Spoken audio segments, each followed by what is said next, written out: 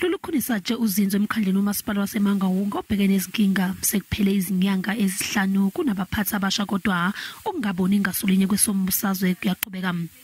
Okuhamba phambili imeya ebonakala engathandwa amaqembu aphikisayo kanye nezakhamuzi. Amaqembu aphikisayo afuna ikhishwe esikhundleni kanti izakhamuzi zona ziyitshele ukuba yenze ngcono ukuthunyelwa kwezidingo emphakathini noma iphume iphele. There's a dumping in my yard. I don't know what to do with it. For 3 weeks they don't come and collect the waste. The services are very poor. Yeah. That's all. I am not happy about the service of phase 2. I'm staying at phase 2. Sekuphele iminyaka emibili lo masipala ongaphansi kweso lomlawuli. Lokho kwenziwa ukwehluleka ukwethula uhlelo lokubuyisa imali. Lo mkhandlu wehliselwe izinga kabili iMoody's kusukela ngonyaka odlule. Lo mkhandlu awunamphathi emva kokwesula esikhundleni ukathankiso meya.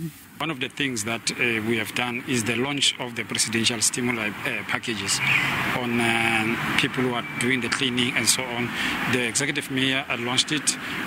One of the things that we'll be attending to immediately is landfill sites, cemeteries, and all those roads, islands that are dirty. Nyakenge umgcini mafa kazwelonke wayalela lo mkhandlu kuba umise ukwethulwa kwamaphoyisa omkhandlu.